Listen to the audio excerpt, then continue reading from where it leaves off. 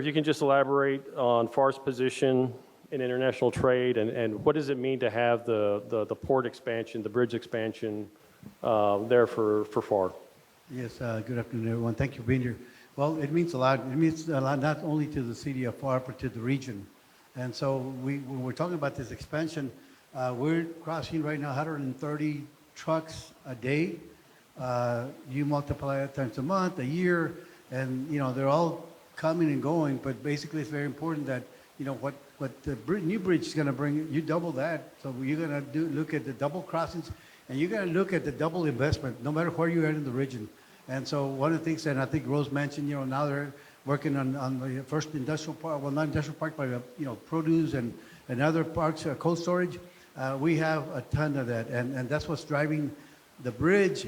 We're working, and it's together as an initiative. We're working together. But if we go out there and we travel to Mexico, we talk to a developer that wants to develop. We want them to cross through the Pharr International Bridge. Vice versa, bridge director and I, we go travel somewhere, and we're focusing more on crossings.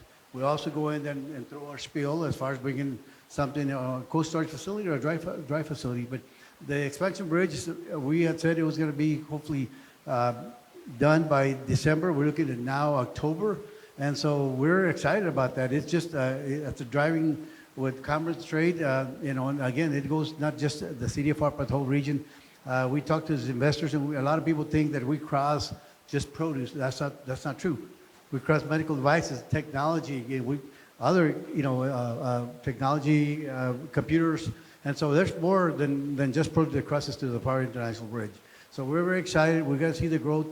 Talking about and I heard it earlier from the judges and infrastructure. It's very important. I think Adam mentioned about it. I think everybody has been mentioned about the infrastructure. It's very important that we have that. How do we entice these companies when we're going out there? This past year we traveled quite a bit to Mexico. We already did our travel schedule for this year, and we're traveling quite a bit into Mexico. And when we go out there, we're not just promoting just the city of Pharr, we're promoting the whole region. And so this is what it's about, and that's what Adam is about. So it's everybody here, the judge, we're talking about regional. We're trying to work together, and this is because it benefits everybody. So one of the things that we do is we're trying to entice those people to come in and invest no matter where it is. One of the things that is driving right now that we created a international incubator, or it's a Pharr Global Hub, and so that's really enticing people to come over, and they're coming into our center and they're talking about investment. And they're talking about, what is the growth here in the valley.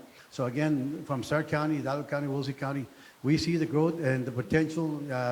It's great. What I see is great. We have a visionary mayor. We talk about, how we're going to get there and when are we going to get there. The IBTC, he had a big role playing in that one. We did the State Highway 68, State Highway 65, and now also the $96 million investment that we're doing in our international bridge with the new expansion. So expect a lot of good things happening throughout the whole region. Well, very good. Because your region has been a leader in international trade too, everyone understands the produce trade and what have you. Do you see any significant challenges with international trade policy and the industries that you're trying to promote for Pharr with the new administration? Yes. So, one of the things that we heard it all ever since we started, traveling a couple of years ago. We heard the nearshoring was coming. It's here. We hear about the tariffs. We hear about what's going on. Is it going to affect the bridge, the crossings? Is it going to affect our region here? And, again, what we hear mostly is, I don't know if the county judge and anybody else knows here, but we've heard they're targeting mostly the automotive sector and not so much the other commodities, So it's something that we're kind of looking at, we're following up. And it's very important because, remember, our bridge is one of the number one bridge in produce crossings, but also number 6 in overall port. So again, it's important that we focus and we work together. And that's what I heard from the judge. I heard from Adam. Everybody here has talked about, working together. And that's the only way we're going to be there. I think someone said earlier, I think it was Mr. Reina, yeah.